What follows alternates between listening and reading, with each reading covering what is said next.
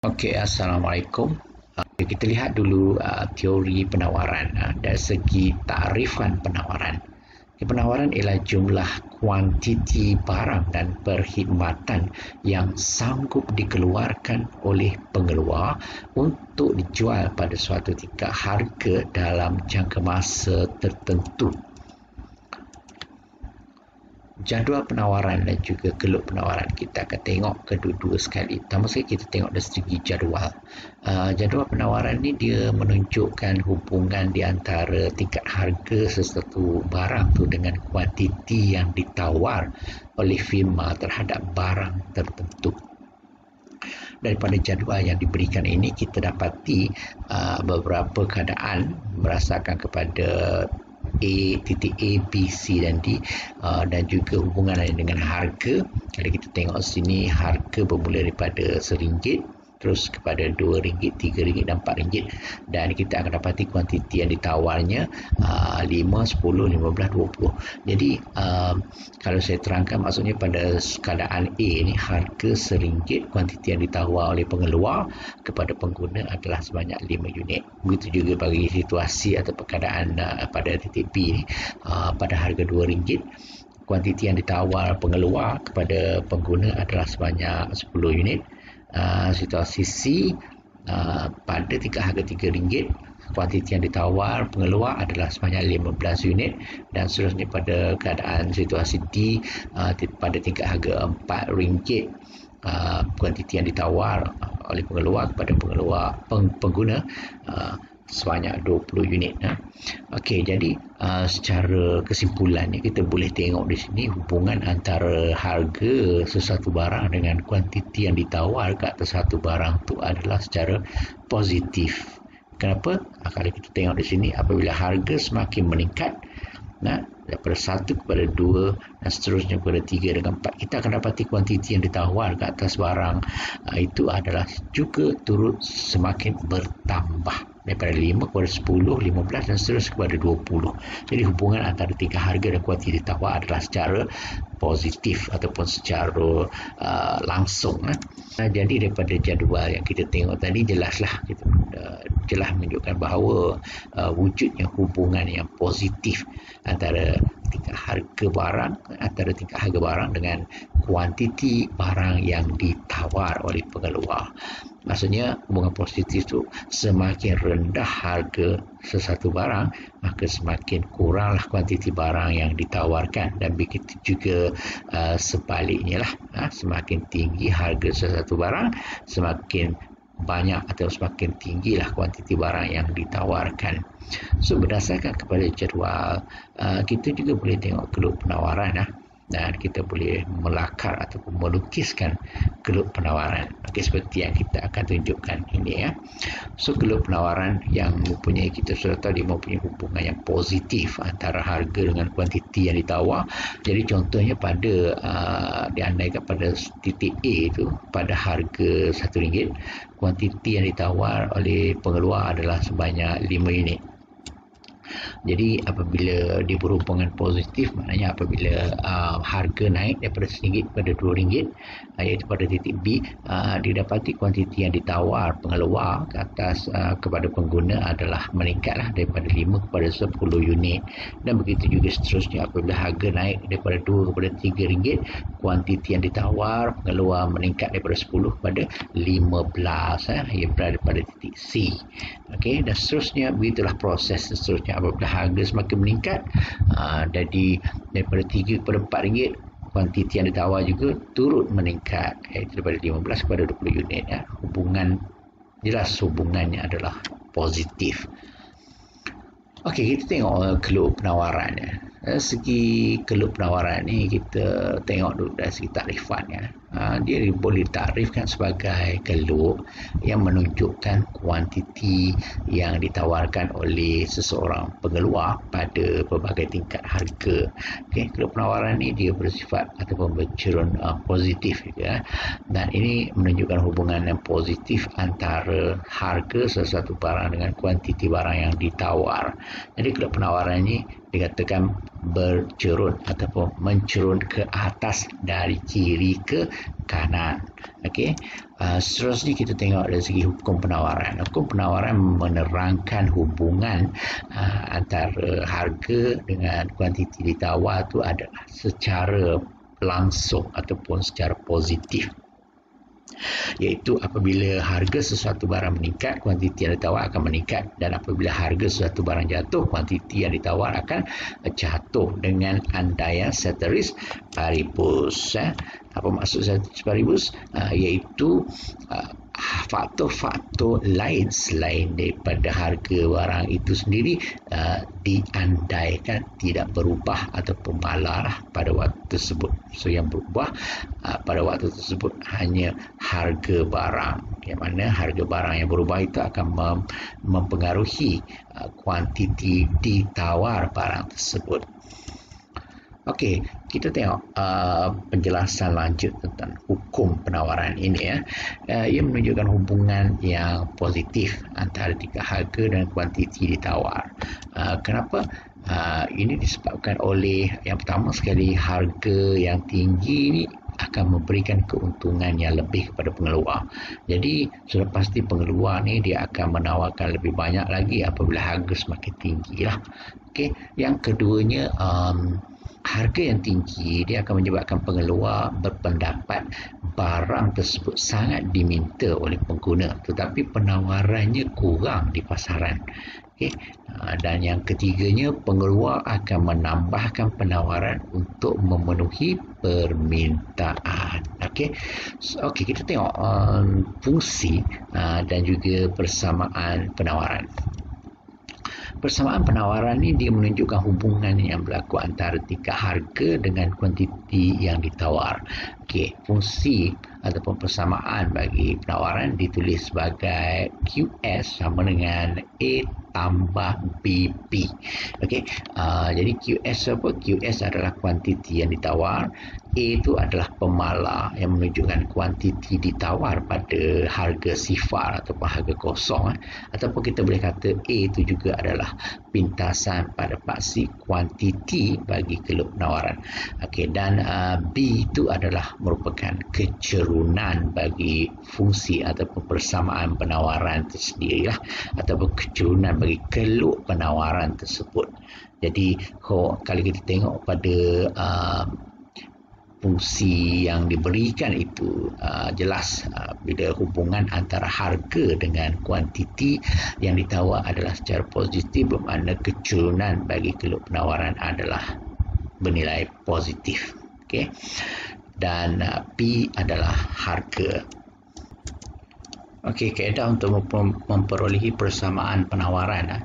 Fungsi penawaran ditulis sebagai QS sama dengan A tambah BP. Jadi kita tengok cara yang pertama, bagaimana untuk menebitkan fungsi ataupun persamaan penawaran. Andaikan pada harga RM2 kuantiti ditawar ialah 8 unit, manakala pada harga RM4 iaitu harga naik kan, kuantiti ditawarkan adalah 12 unit. Di sini kita boleh dapat harga asalnya RM2 dengan kuantiti asalnya adalah Q1 iaitu 8 unit.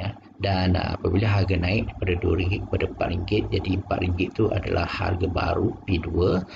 Pada RM4 kuantitinya adalah kuantiti baru Q2 iaitu 12 unit.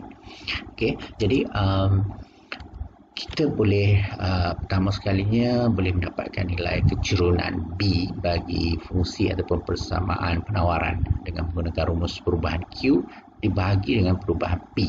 Perubahan Q itu adalah kuantiti baru tolak kuantiti lama. Kuantiti baru dekat sini adalah Q2 tolak Q1 kuantiti lama. Dan dibahagikan dengan perubahan P. Perubahan P itu merujuk pada P2 tolak P1. P2 itu adalah harga baru tolak dengan P1 harga lama. Jadi 12 tolak 8 kuantiti baru tolak kuantiti lama dibahagi dengan harga baru harga lama iaitu 4 tolak 2. So bermakna akhir sekali kita akan dapat nilai kecerunan B nya bagi kes ni adalah 2. So bila dapat 2, kita akan mengambil salah satu harga dan kuantiti yang ada, iaitu harga asal iaitu pada RM2. kuantiti asalnya adalah 8 unit dan kita gunakan juga nilai kecurunan B yang kita dapat yang nilai 2 tu untuk dimasukkan ke dalam persamaan QS sama dengan A tambah BP. Okey. So bila kita masukkan harga asal, kuantiti asal dan juga nilai kecurunan ke dalam fungsi QS sama dengan A tambah BP ni, kita akhirnya akan memperolehi nilai A iaitu bersamaan dengan 4. Okey.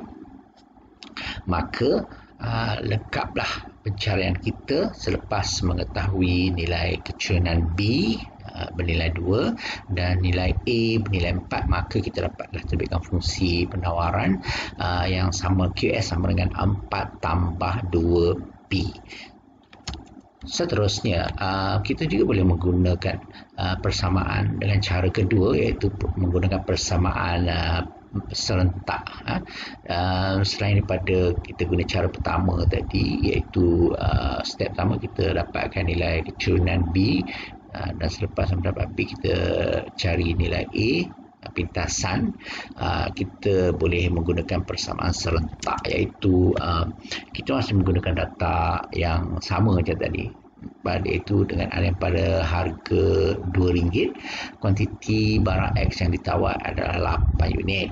Apabila harga naik kepada RM4, kuantiti yang ditawar meningkat kepada 12 unit. Jadi kita ambil data tersebut untuk dimasukkan ke dalam fungsi penawaran iaitu QS sama dengan A tambah BP.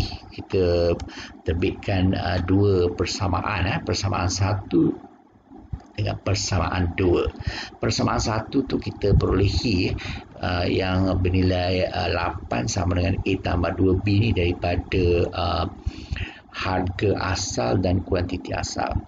Manakala bagi harga baru RM4 dan kuantiti baru RM12 ni, kita masukkan ke dalam QS sama dengan A tambah BP ni, maka kita akan dapatlah fungsi ataupun persamaan yang kedua, iaitu 12 sama dengan A tambah 4B. Okay. Jadi bila kita sudah dapat persamaan 1 dan 2, kita tolakkan persamaan 1 dengan 2 itu dan kita akan memperolehi nilai kecurunan B yang bersamaan dengan 2. Apabila kita memperolehi nilai B bersamaan dengan 2 tadi, kita gantikan B itu ataupun kita masukkan B itu ke dalam mana-mana persamaan. Dalam kes ni kita cuba masukkan nilai B yang bernilai 2 yang kita dapat tu dalam persamaan 1. Okey, jadi dia akan jadi beginilah. 8 sama dengan A tolak dengan 2 darab 2. So bermakna akhirnya kita akan dapat A sama dengan 4. So kita boleh tulislah fungsi penawarannya ditulis sebagai QS sama dengan 4 tambah 2P ya. Jadi fungsi QS sama dengan 4 tambah 2P ni samalah dengan kaedah atau cara pertama tadilah. Okey, cuma kita ada dua cara setakat ni ya. Kemudian kita akan melihat penawaran pasaran. Okey. Terlebih dahulu kita akan melihat tarif atau maksud penawaran firma. Okey, penawaran firma ni ialah penawaran sesuatu barang dan perkhidmatan oleh sebuah firma pada tingkat harga tertentu dan dalam jangka masa tertentu. Manakala tarif bagi penawaran pasaran pula ialah penawaran semua firma dalam pasaran yang dicampurkan pada tingkat harga tertentu dan dalam satu jangka masa yang tertentu. Okey, seterusnya kita cuba lihat bagaimanakah keluk penawaran pasaran ini terbentuk. Jadi sebelum kita melihat keluk bagaimana keluk penawaran pasaran terbentuk, kita perlu memahami dulu maksud apakah itu keluk penawaran pasaran. Okay, keluk penawaran pasaran ini dibentuk dengan ataupun diterbitkan dengan menjumlahkan keluk penawaran semua firma yang ada dalam pasaran secara mendata, tambah lagi sikit iaitu pada tingkat harga yang tertentu seperti jadual dan rajah berikut. Okey, kita tengok. Kalau melalui jadual, kita akan dapati pada harga RM4, didapati kuantiti ditawar bagi firma A adalah sebanyak 8 unit. Kuantiti yang ditawar bagi firma B adalah sebanyak 14. Jadi, apabila kita campurkan kuantiti ditawar firma A, 8 dengan 14 ni, kita tambahkan dua ni, kita akan dapat penawaran pasaran pada harga RM4 ni adalah sebanyak 22 unit.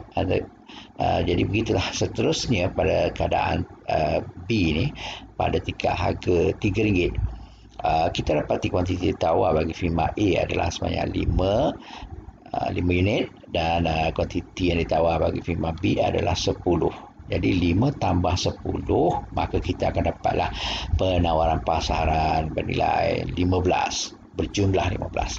Dan keadaan C, pada harga RM2 ni, kita dapati kuantiti ditawar firma A adalah sebanyak 3 unit, manakala firma B kuantiti tawarnya sebanyak 6 unit. Jadi 3 tambah 6 bermakna 9 unit lah kuantiti penawaran pasaran.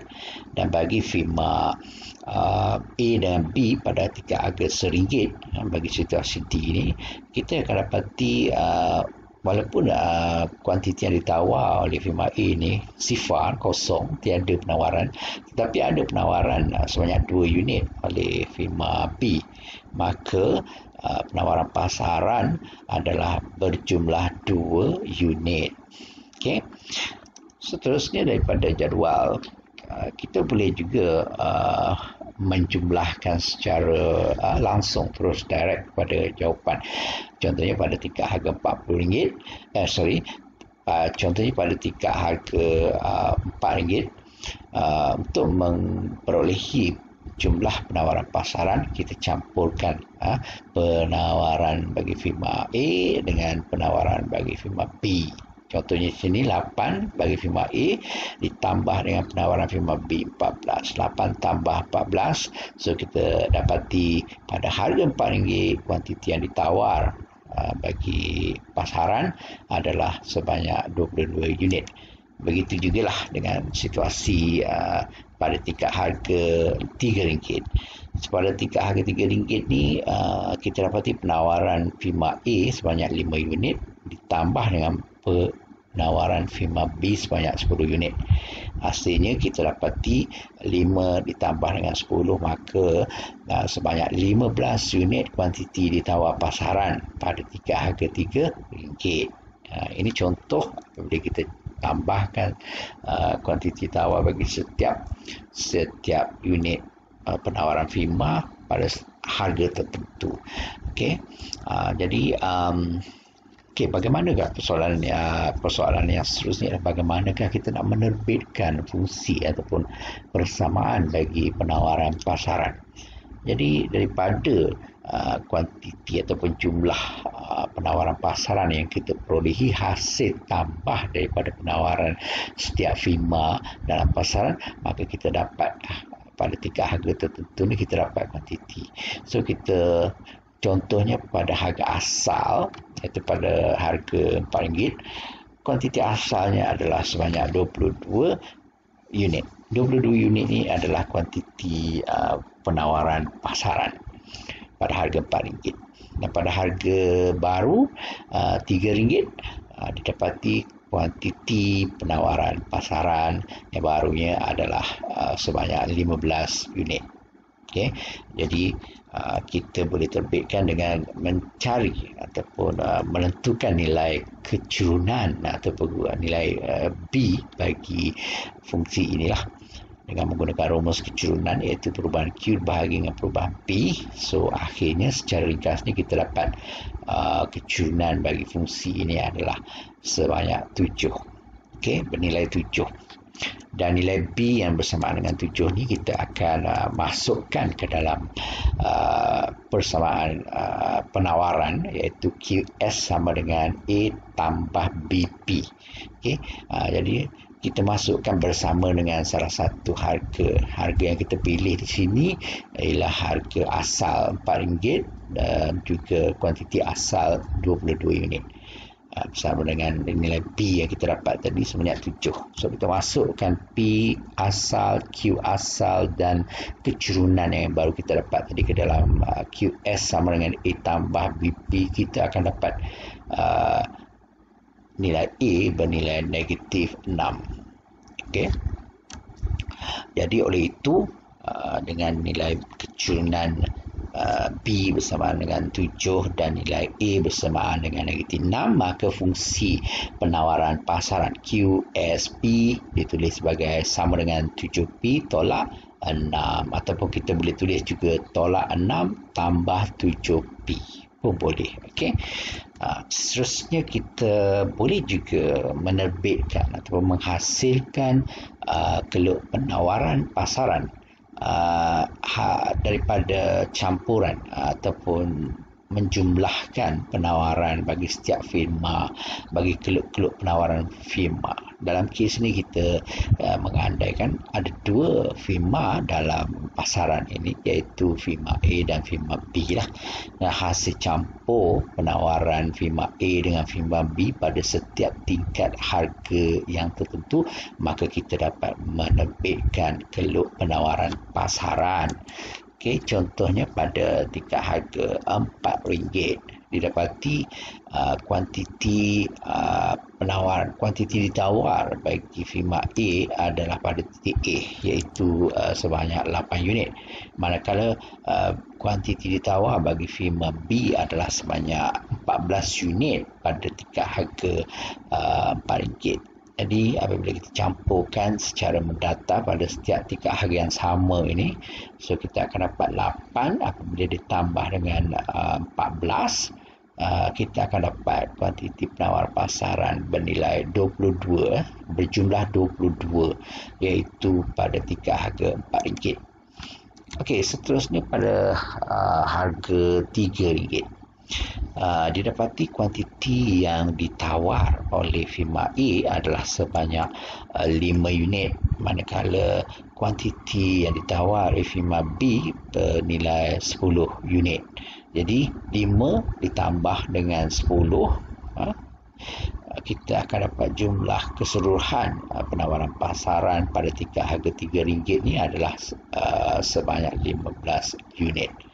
Okey, dan selepas itu apabila lengkap pada 2 harga ini, kita boleh terbitkan keluk penawaran bagi setiap firma A, firma B dan juga keluk penawaran pasaran, iaitu kita menggariskan, mencantumkan ke 2 titik A dengan B ini, maka kita dapatlah menghasilkan keluk penawaran bagi setiap firma, iaitu firma A, firma B dan seterusnya firma keluk penawaran pasaran SP dan kita memang nampak jelaslah apabila kita menggariskan keluk penawaran pasaran, dia kelihatan lebih landai kerana hasil jumlah yang semakin banyak apabila harga semakin tinggi. Okey, so seterusnya kita melihat perkara yang penting juga dalam subtopik penawaran, iaitu faktor-faktor yang mempengaruhi penawaran. Okay, yang pertama sekali, faktor perubahan harga barang itu sendirilah boleh mempengaruhi penawaran, dan yang kedua, perubahan harga barang lain. Okay, bagi faktor penawaran, bagi perubahan harga barang lain ini, dia dipengaruhi oleh 2 jenis barang, iaitu penawaran bersama dan juga penawaran bersaing. Okay, dia berbeza dengan permintaan lah. Kalau permintaan bagi perubahan harga barang lain, dia dipengaruhi oleh permintaan barang penggenap dan permintaan barang pengganti. Tapi bagi penawaran, kita tak sebut barang penggenap pengganti, kita sebut penawaran bersama dan penawaran bersaing. Kemudian faktor yang ketiga yang boleh mempengaruhi penawaran adalah harga input, ataupun dikenali juga sebagai harga bahan mentah. Okey, dan faktor yang seterusnya, yang keempat, iaitu teknologi, juga boleh mempengaruhi penawaran. Dan faktor yang kelima, dasar kerajaan. Faktor yang seterusnya, yang keenam, ialah bilangan firma. juga turut boleh mempengaruhi penawaran. Ada faktor yang ketujuh iaitu matlamat pengeluar, dan yang ke-8 adalah musim. Okey, kita cuba tengok faktor yang pertama, perubahan harga barang itu sendiri. Okey, dengan andaian ceteris paribus, maka kita boleh kata semakin tinggi harga sesuatu barang, maka semakin banyaklah kuantiti barang yang akan ditawarkan oleh firma kepada pengguna. Dan sebaliknya berlaku apabila semakin rendah harga sesuatu barang, maka semakin kuranglah kuantiti barang yang ditawarkan. Okey. Maksudnya dengan andaian faktor-faktor lain tidak berubah atau ceteris paribus, yang berubah adalah harga barang itu sendiri. Jadi jelas kat sini dia memenuhi hukum penawaran, iaitu hubungan antara harga dan kuantiti ditawar adalah secara positif ataupun secara sehala. Jadi bagi faktor harga barang itu sendiri, dia melibatkan pergerakan di sepanjang keluk penawaran. Maknanya dia tidak melibatkan peralihan keluk penawaran itu sendiri, kerana disebabkan oleh perubahan yang berlaku akibat harga barang itu sendiri, bukan faktor lain selain daripada harga barang itu. Kalau kita tengok pada perubahan harga barang itu sendiri melalui rajah, kita andaikan pada mulanya harga berada pada P, kuantiti pada Q, titiknya pada B, di keluk penawaran yang berhubung secara positif ini, apabila harga jatuh daripada P kepada PO, jadi kuantiti penawarannya ataupun kuantiti ditawarnya berkurang daripada Q kepada Q0. So, pergerakan di atas atau di sepanjang keluk penawaran itu daripada B ke C. Okay. Dia melibatkan peralihan di atas garisan keluk yang sama, dan keluk itu tidak berubah pun. Sama juga apabila harga naik daripada P kepada P1. Jadi dia akan mengalihkan titik B ke titik A, gerakan di atas keluk penawaran yang sama ataupun pergerakan di sepanjang keluk penawaran yang sama. Jadi kuantiti yang ditawar meningkat daripada Q kepada Q1. Okey, kita tengok faktor yang kedua, iaitu perubahan harga barang lain yang melibatkan dua barang, iaitu barang bersama dan juga penawaran bersaing. Kita tengok dulu penawaran bersama. Dari segi maksud penawaran bersama ni, dia melibatkan barangan yang akan dikeluarkan secara bersama dengan pengeluaran barang lain. Maksudnya proses pengeluarannya mestilah dikeluarkan secara bersama-sama.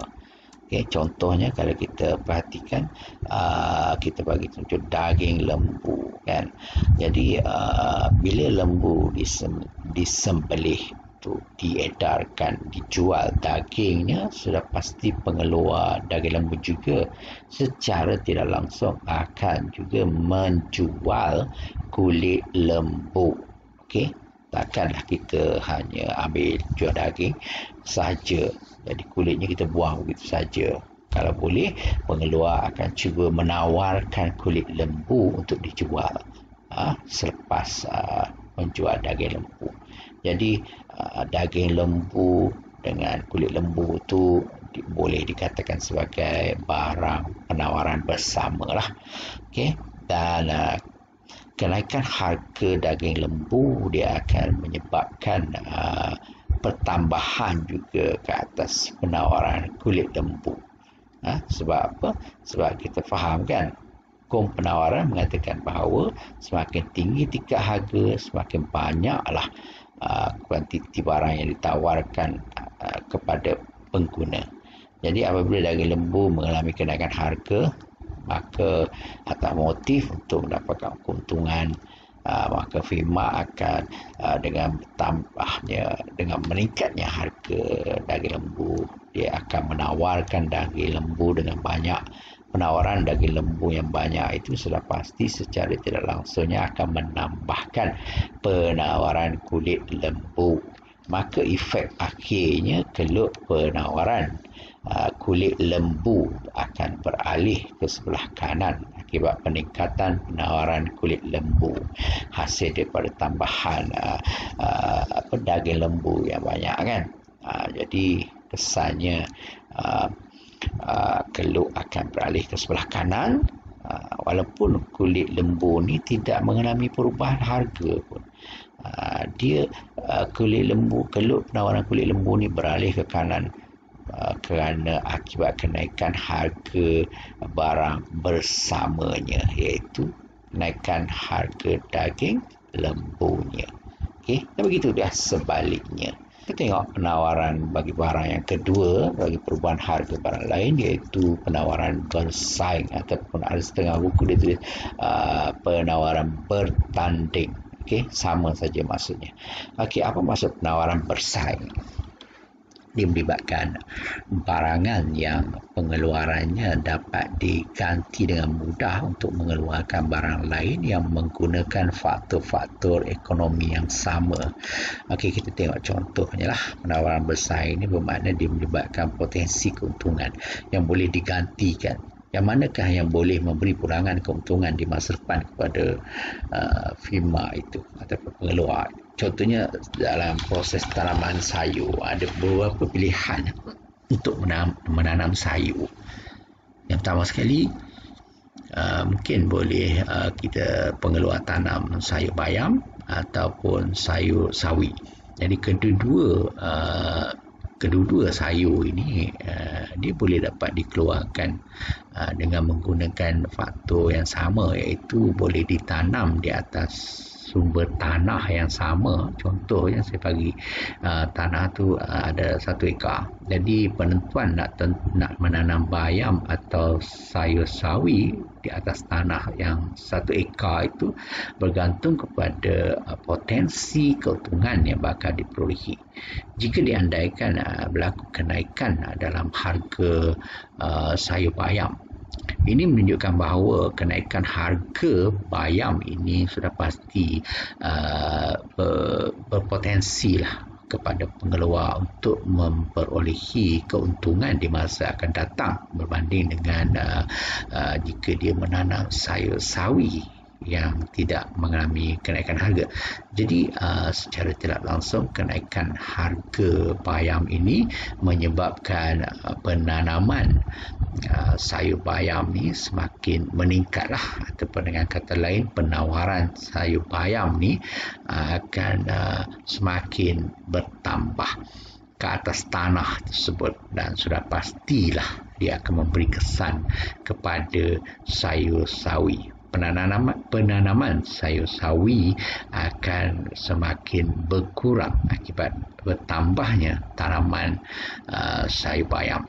Jadi apabila penawaran barang bersaing iaitu sawi semakin berkurang, maka sudah pastilah Keluk akan beralih ke sebelah kiri, iaitu Keluk bagi sayur sawi lah. Kenapa Keluk sayur sawi beralih ke sebelah kiri? Akibat meningkatnya harga sayur barang bersaingnya, iaitu meningkatnya harga bayam.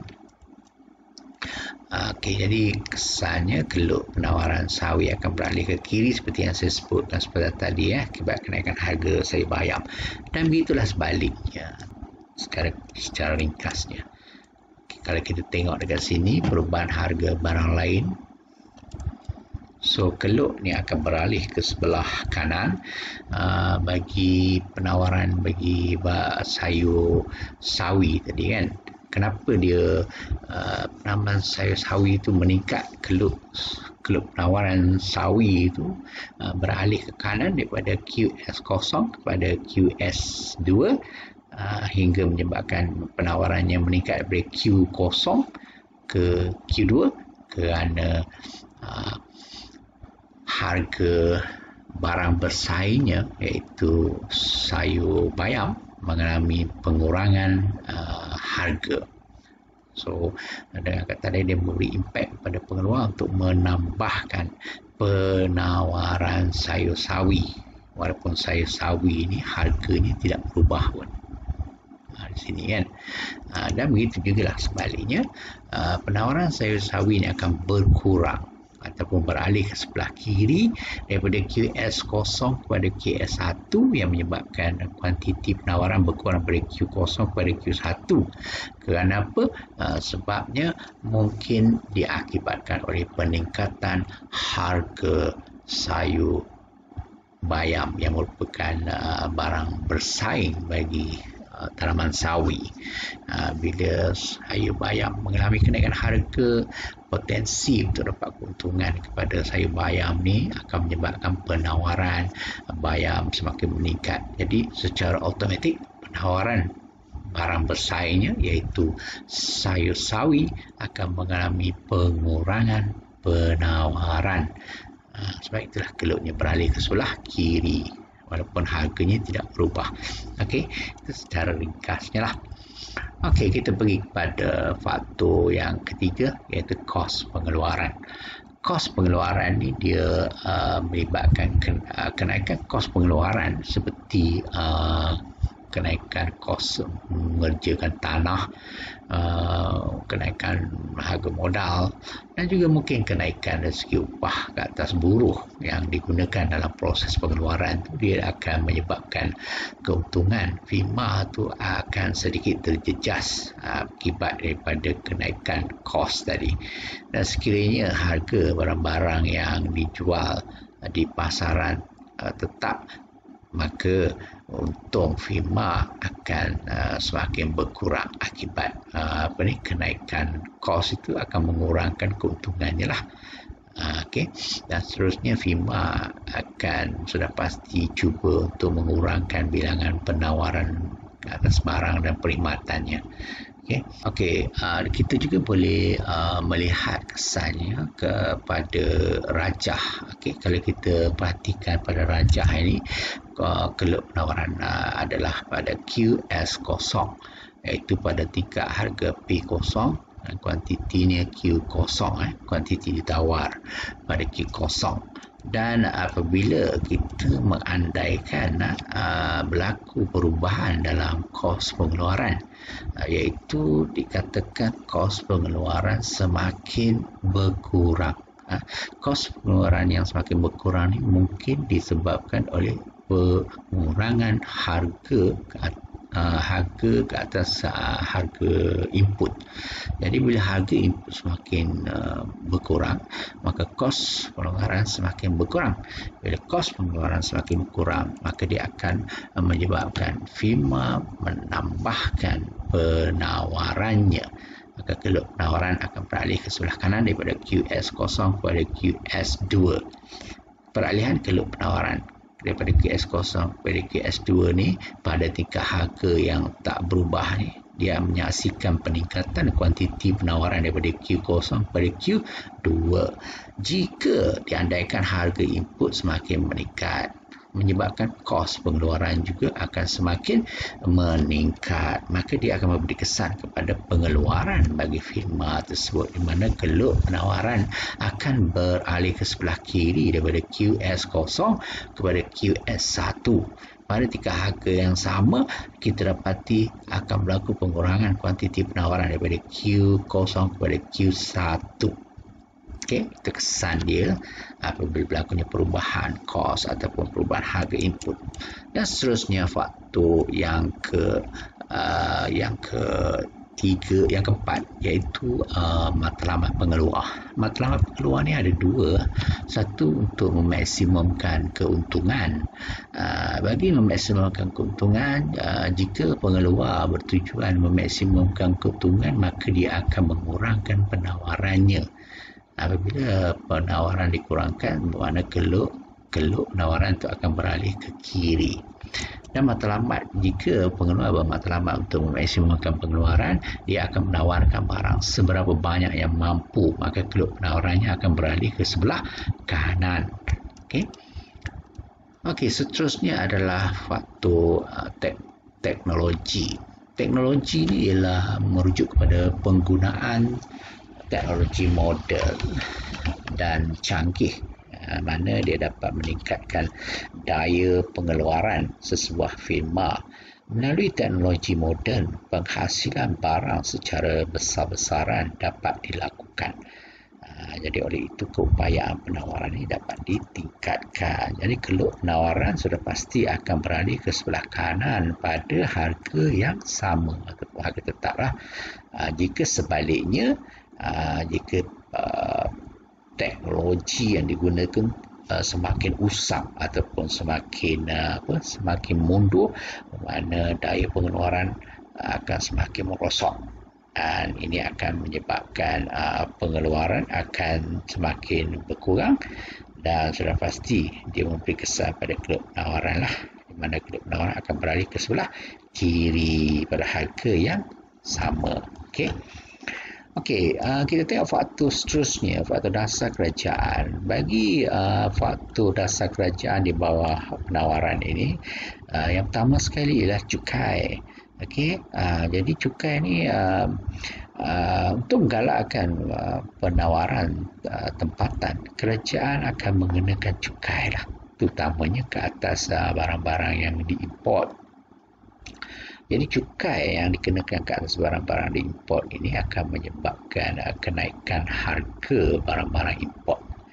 Dan kenaikan harga barang import ini dia akan menyebabkan permintaan barang tempatan akan meningkat. Kenapa? Sebab dengan kenaikan ke atas barang import ini, secara keseluruhannya barang-barang import tu kelihatan mahal lah di pandangan mata rakyat Malaysia. Jadi permintaan ke atas barang tempatan akan secara automatiknya bertambah, dan seterusnya penawaran dalam negara akan bertambah, dan kesannya akhirnya keluk penawaran bagi barang import ni akan beralih ke kiri, dan begitulah sebaliknya lah.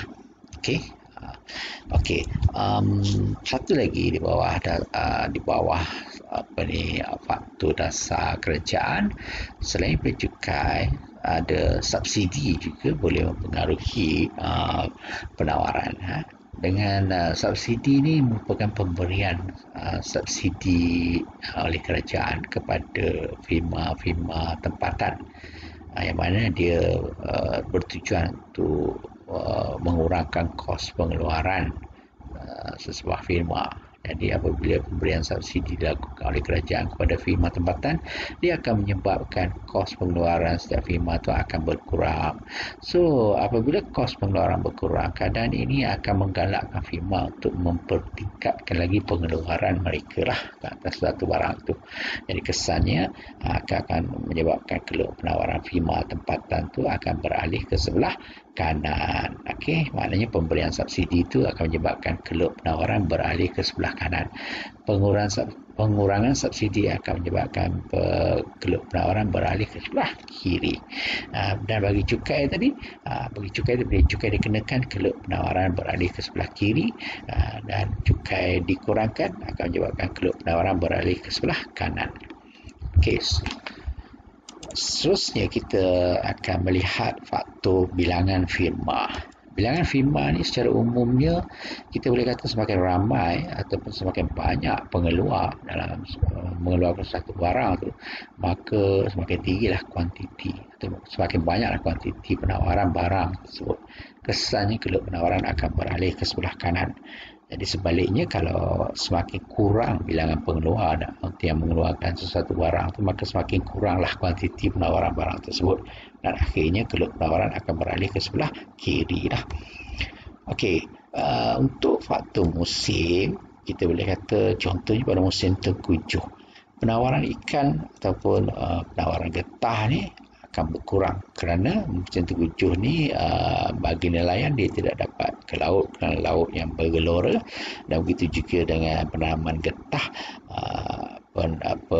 Penanam getah ni tidak dapat mendapatkan bekalan getah pada musim tengkujuh, kerana pokok yang pada musim tengkujuh yang sejuk tu dia tidak menghasilkan banyak getah. Jadi pengeluaran getah tu ataupun penawaran getah berkurang. Jadi kesannya keluk penawaran akan beralih ke sebelah kiri. Contohnya kalau musim panas maknanya penawaran ikan dan juga penawaran getah akan bertambah, maka keluk penawaran akan beralih ke sebelah kanan.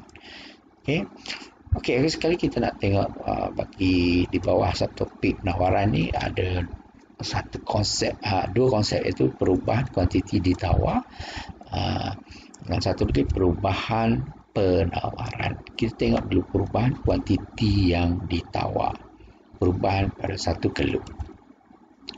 Perubahan kuantiti ditawar ni disebabkan oleh perubahan yang berlaku ke atas harga barang itu sendiri.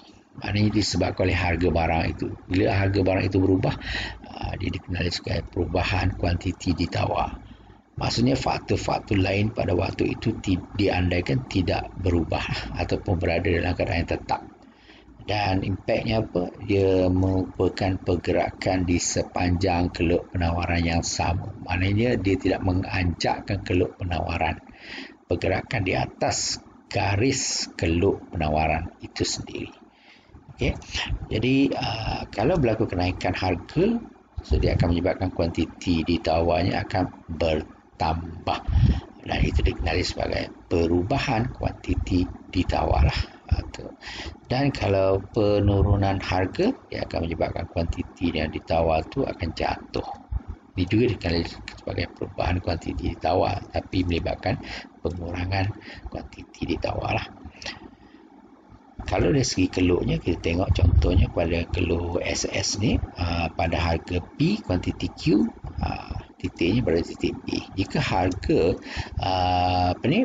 meningkat daripada P kepada P1, kita akan dapati kuantiti ditawarnya juga turut meningkat daripada Q kepada Q1, iaitu pergerakan di atas keluk yang sama, keluk S tu, daripada titik B ke titik A. Jadi ini dikenali sebagai perubahan kuantiti ditawar lah bagi harga yang meningkat. Okay.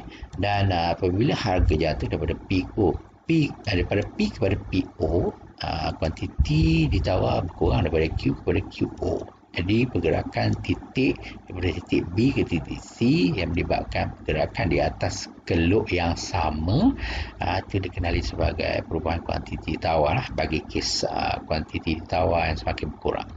Okay. Dan konsep yang kedua ialah perubahan penawaran, iaitu yang melibatkan peralihan ataupun anjakan keluk penawaran sama ada ke kiri ataupun ke kanan. Perubahan penawaran ini merujuk pada peralihan keluk penawaran yang sama, sama ada bergerak ke sebelah kanan atau ke sebelah kiri, disebabkan oleh faktor yang berlaku dalam perubahan faktor-faktor lain. Apabila faktor-faktor lain mengalami perubahan, so dia akan menganjakkan atau mengalihkan keluk keluk penawaran ke kiri ataupun ke kanan. Itu dia tidak dipengaruhi oleh perubahan harga barang itu sendirilah. Maknanya dia dipengaruhi faktor-faktor lain selain harga barang itu sendiri. Ini dikenali sebagai perubahan penawaran yang tidak melibatkan yang melibatkan peralihan keluk penawaran. Okey. Contohnya faktor-faktor yang selain daripada harga barang itu sendiri, saya ambil contoh sini berlakunya peningkatan di dalam tingkat teknologi. Peningkatan teknologi ini sudah pasti akan menambahkan daya pengeluaran dan seterusnya menambahkan penawaran itu sendiri. Jadi pertambahan penawaran akibat peningkatan teknologi yang merupakan faktor-faktor selain harga barang itu sendiri, maka dia akan mengalihkan. Jadi peralihan keluk akan berlaku ke sebelah kanan. Ini dipanggil sebagai pertambahan penawaran. Jika sebaliknya, maknanya berlaku peningkatan, contohnya berlaku peningkatan kos pengeluaran, contohnya faktor-faktor bagi harga input. Harga input semakin meningkat menyebabkan peningkatan kos pengeluaran. Juga boleh mempengaruhi penawaran, di mana dia akan menyebabkan pengeluar terpaksa mengurangkan penawarannya akibat kenaikan kos pengeluaran. Jadi apabila pengeluar mengurangkan penawaran, bermakna berlakulah peralihan keluk ke sebelah kiri. Keluk penawaran ke sebelah kiri ini dikenali juga sebagai pengurangan penawaran. Okey. Jadi faktor-faktor lain akan menyebabkan berlakunya perubahan penawaran yang melibatkan anjakan ataupun peralihan keluk penawaran sama ada ke kiri ataupun ke kanan. Contoh pada rajah kita boleh tunjukkan seperti inilah. Pada asalnya keluk penawaran adalah pada QS0. Tingkat harganya adalah pada PO dan kuantitinya adalah pada QO. Jika keluk beralih ke sebelah kanan daripada QS0 kepada QS2, ini jelas menunjukkan bahawa berlakunya peningkatan dalam kemajuan tingkat teknologi. Ataupun kalau kita sentuh dari segi harga input, pengurangan harga input. Jika harga input semakin berkurang, bermakna kos pengeluaran juga semakin berkurang dan akan menyebabkan penawaran bertambah. Jadi pertambahan penawaran ke sebelah kanan ni yang menyebabkan anjakan keluk penawaran, menyebabkan kuantiti penawaran juga meningkat daripada Q0 kepada Q2. Harga tidak berubah, yang menyebabkan penawaran berubah. Okey, dan begitu jika ini dikenali sebagai pertambahan penawaran.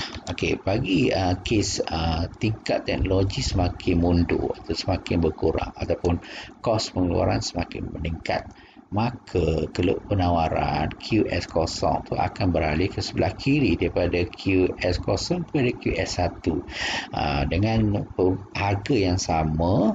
Jadi anjakan keluk penawaran ke sebelah kiri pada QS0 kepada QS1 ini menyebabkan penawaran berkurang daripada Q0 kepada Q1, dan ini dikenali sebagai pengurangan penawaran akibat pengurangan faktor teknologi yang semakin merosot ataupun peningkatan kos pengeluaran yang menyebabkan keluk itu beralih ke sebelah kiri.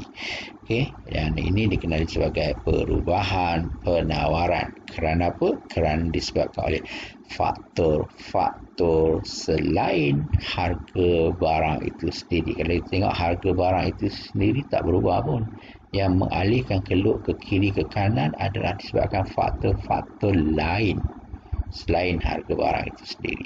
Contoh faktor-faktor lain seperti yang saya terangkan tadi, mungkin perubahan berlaku dalam tingkat teknologi, mungkin perubahan dari segi harga input yang menyebabkan perubahan ke atas kos pengeluaran.